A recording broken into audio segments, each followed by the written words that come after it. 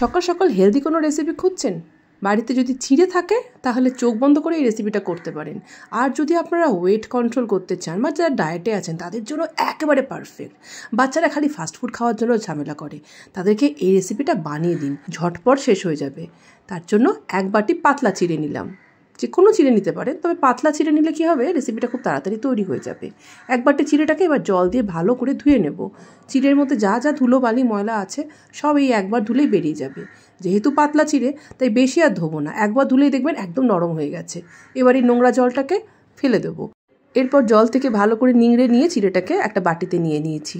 দেখুন চিড়েটা একবার ধুতেই কত নরম হয়ে গেছে। এবার ঝটপট দুটো মাঝারি সাইজের আলু সিদ্ধ দিয়ে দিলাম এর মধ্যে। এরকম একটা পটেটো ম্যাশার নিয়ে নিয়েছি। এবার ভালো করে সবগুলো একসাথে ম্যাশ করে নিচ্ছি। হাত দিয়েও করতে পারেন, তবে যদি এরকম একটা যন্ত্র থাকে বাড়িতে তাহলে তো খুব তাড়াতাড়ি কাজটা হয়ে যাবে। মোটামুটি ভালো করে সব কিছু মাখিয়ে টাখিয়ে নিয়ে এইবার আমি হাত লাগাবো। সত্যি কথা বলতে হাত না হলে ঠিক জমে না। দেখুন হাত দিয়ে ভালো করে মেখে নিচ্ছি, পুরো একটা ডো তৈরি হয়ে গেল।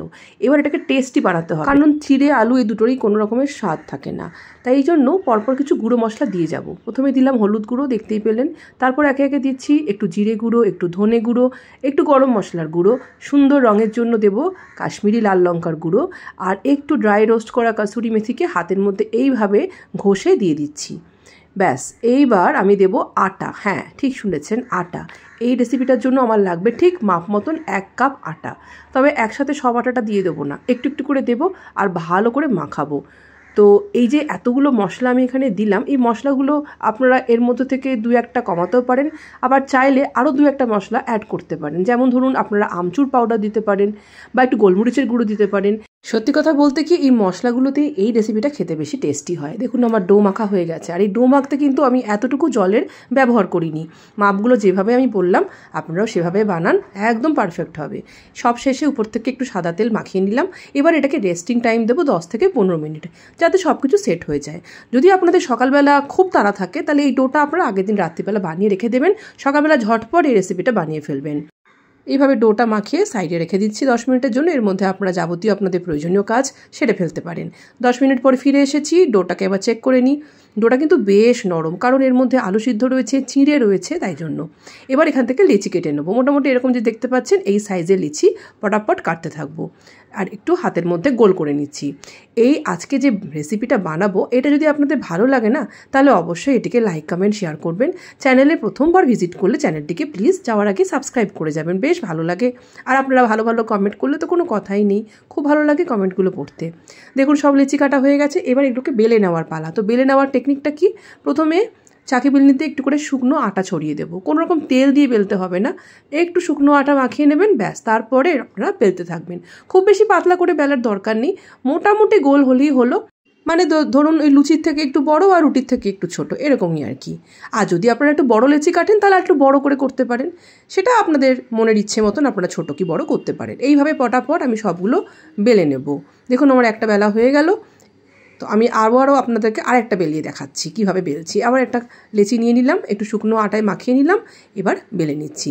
একসাথে চাইলে সব কিছু এভাবে বেলে নিয়ে রেখে তারপর পটাপট আপনারা সেঁকে নিলেন, অথবা একটা করে বেলবেন আর সেঁকতে থাকবেন। এদিকে আমার চাটু তো গরম করতে রেখেই দিয়েছিলাম গ্যাসের মধ্যে। প্রথমে শুকনো অবস্থায় এপিটোপিট সেঁকে নিচ্ছি, তারপর উপর থেকে দিয়ে দেবো সামান্য একটু তেল।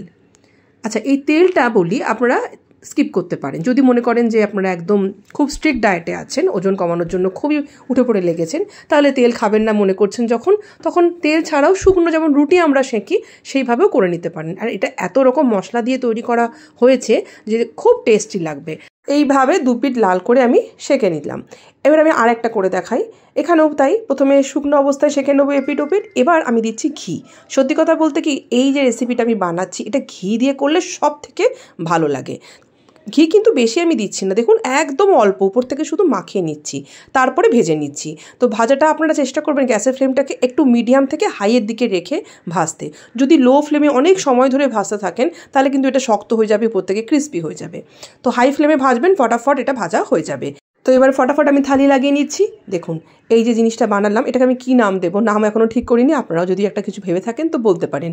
এটাকে দিলাম, তারপর দিলাম টক দই, আর দইয়ের উপরে একটু ভাজা জিরের গুঁড়ো আর একটি কাশ্মীরি লাল লঙ্কার গুঁড়ো ছড়িয়ে দিলাম, সঙ্গে কিছু শশা কেটে নিলাম। একদম কমপ্লিট ব্রেকফাস্ট থালি তৈরি হয়ে গেল, হেলদি, টেস্টি আর ঝটপট তৈরি হয়ে যাওয়া একটা রেসিপি। আর এই পরোটাটা অনেকক্ষণ অবধি নরম থাকে, একদম সফট। ব্যাস, আর দেরি না করে ঝটপট আপনারাও এটা বানিয়ে ফেলুন সকালবেলা ব্রেকফাস্টে। আর ভালো লাগলে রেসিপি চ্যানেলটিকে সাবস্ক্রাইব করে পাশে থাকুন। নমস্কার।